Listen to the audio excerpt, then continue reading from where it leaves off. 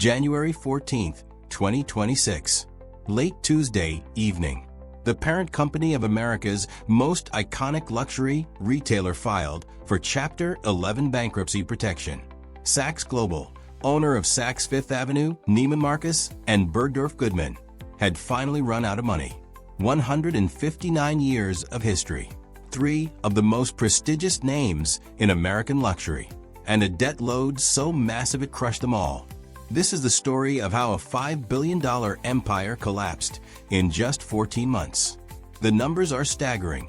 Saks Global owes between $1 billion and $10 billion to creditors. Chanel alone is owed $136 million. Kering, the parent company of Gucci and Saint Laurent, is owed $60 million. LVMH is owed $26 million. Between 10,000 and 25,000 creditors in total.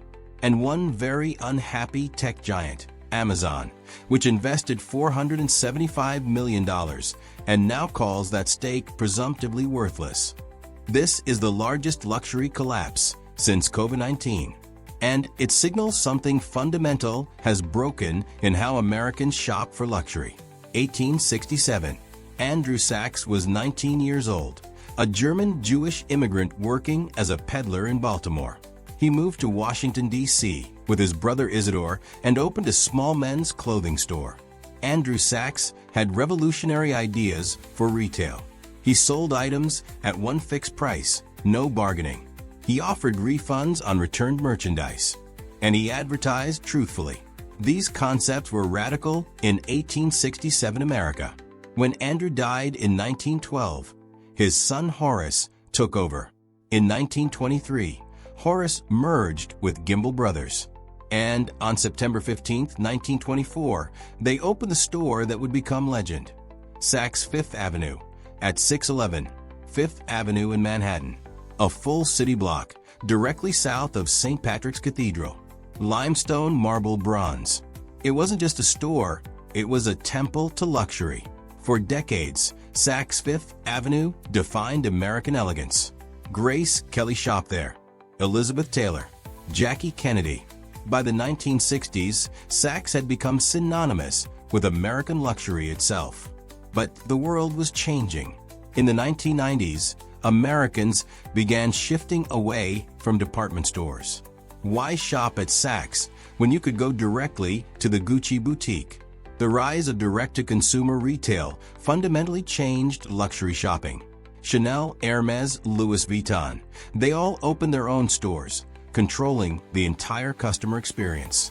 Department stores became middlemen. And in luxury, middlemen don't survive. The 2008 financial crisis weakened Saks further. In 2013, Hudson's Bay Company acquired Saks, Incorporated for $2.9 billion. Canadian expansion flopped. Most stores eventually closed.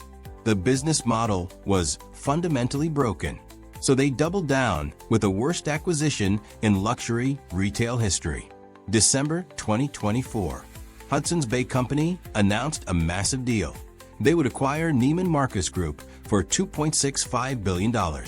The press release called it a luxury powerhouse. Richard Baker called it transformational.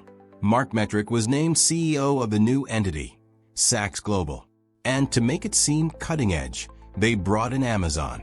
Amazon invested $475 million in exchange for selling Saks products through Saks at Amazon. There was just one problem. The deal was funded almost entirely by debt. The acquisition saddled Saks Global with crushing liabilities at precisely the wrong moment. Global luxury sales were slowing, and Saks Global had just leveraged itself to the breaking point. Within months, the problems became impossible to hide. By mid-2025, Saks Global was struggling to pay its vendors. Luxury brands that supplied merchandise weren't receiving payment on time. In November 2025, Saks Global changed its payment terms with vendors, demanding to keep a larger share to cover debt obligations. Vendors retaliated by withholding inventory. By December, store shelves were noticeably empty. Customers looking for the latest collections found gaps. Shoppers went elsewhere. Bloomingdale's reported strong sales. So did Nordstrom. As one analyst put it, rich people are still buying, just not at Saks. Gary Wassner, CEO of Hilden Corporation, advised his clients to stop shipping to Saks entirely. Without inventory flowing in, Saks stores became increasingly barren. Desperate for cash, Saks Global sold the real estate of its iconic Neiman Marcus Beverly Hills flagship. They explored selling a minority stake in Bergdorf Goodman just to reduce debt. In early January 2026, CEO Mark Metrick stepped down after reportedly missing a large debt payment. On January 14, 2026, Saks Global filed for Chapter 11 bankruptcy protection. The bankruptcy filing reveals the full extent of the disaster. Total liabilities between $1 billion and $10 billion. Chanel, $136 million owed. Kering, $60 million. LVMH, $26 million. These are just the unsecured creditors, the ones at the back of a line for repayment. The company secured $1.75 billion in emergency loans to continue operating. But Amazon objected vehemently, arguing that Saks Global's financing plan unfairly favored other creditors. Amazon's $475 million investment, made just 14 months earlier, is now worthless. The court approved the financing anyway. Amazon lost. Again. So what happens now? Saks Global announced that all stores will remain open for now. But store closures are coming. Current footprint: 33 Saks Fifth Avenue stores, 70 Saks off-Fifth outlets, 36 Neiman Marcus locations, and 2 Bergdorf Goodman stores in Manhattan. Jeffrey Van Reemdonk has been brought in as CEO to navigate the bankruptcy. His job: negotiate with creditors, restructure debt, potentially sell the company, or liquidate if necessary. Best case scenario: a smaller, more focused operation emerges from bankruptcy. Worst case: liquidation. All stores close. 159 years of history ends. The Saks Fifth Avenue flagship on Fifth Avenue will almost certainly remain. It's too valuable, too historically significant to shutter. But Saks as we knew it? That's already gone. This bankruptcy isn't just about one company's bad decisions. It's about the death of a retail model that no longer works. Department stores thrived when they were the only way to access multiple luxury brands in one location. But luxury brands don't need curators anymore. They have their own stores, websites, apps. Chanel doesn't need Saks to reach customers.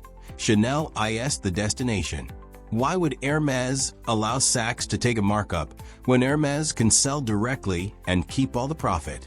Why would Gucci share revenue with a middleman? And consumers have changed. Gen Z and younger millennials don't romanticize department stores. They research online, identify what they want, and go directly to the brand to buy it. Saks tried to adapt. They invested in e-commerce. They partnered with Amazon. But you can't fix a broken business model with incremental changes. The Neiman Marcus acquisition was supposed to create scale. Instead, it created a debt bomb that exploded in 14 months. There's a human cost that often gets overlooked. 12,900 employees work for Saks Global. Sales associates, personal shoppers, store managers, people who've dedicated careers to luxury retail. Their jobs are now uncertain. Layoffs are coming. And then there are the small brands, independent designers, and boutique labels that relied on Saks for distribution. The ones owed tens of thousands or hundreds of thousands of dollars, they'll likely never recover. Some will go out of business because Saks didn't pay them. The bankruptcy filing lists between 10,000 and 25,000 creditors. Behind each one is a business, employees, families dependent on income that may never arrive. Saks Global's executives will land on their feet. Richard Baker remains wealthy. Mark Metrick will find another position. The people at the bottom? They're the ones who truly pay the price. So what does this mean for the future of luxury retail? Department stores, as we've known them, are in terminal decline. Macy's closed hundreds of stores in 2024. Lord & Taylor went out of business in 2020. Now Saks Global is bankrupt. The future of luxury is brands controlling their own destiny. Chanel will never go out of business because Chanel owns the entire customer relationship. Same with Hermes, Louis Vuitton, Gucci. There's also a shift toward experiential retail. Luxury consumers want events, personalization, exclusivity that can't be replicated online. The brands succeeding are creating destination experiences, not just transactions. And for department stores, the model has to fundamentally change or disappear. The old playbook, big stores, lots of inventory, mark up the brands, hope customers browse, is dead. Saks Global tried to preserve that model through acquisition and scale. It didn't work. It couldn't work. The world moved on. January 14, 2026. The bankruptcy filing that shocked the luxury world but surprised no one paying attention. 159 years after Andrew Sachs opened a small men's clothing store in Washington, D.C., his legacy faced liquidation. The brand he built, the iconic Fifth Avenue flagship that bore his name, all of it now in the hands of bankruptcy lawyers and creditors fighting over scraps. Chanel will get some of its $136 million. So will Gucci, LVMH, and the other mega brands. The small suppliers, the independent brands, the employees, they'll get pennies on the dollar if they're lucky. Saks Fifth Avenue may survive in some form. The flagship store will likely remain. The website will continue. The name is too valuable to abandon completely. But Saks as an institution, as a curator of luxury, as a destination that defined American elegance for over a century, that Saks is already gone. This is the $5 billion collapse. This is how debt, arrogance, and a changing world killed an American icon. This is how Saks Fifth Avenue went bankrupt, and luxury retail will never be the same.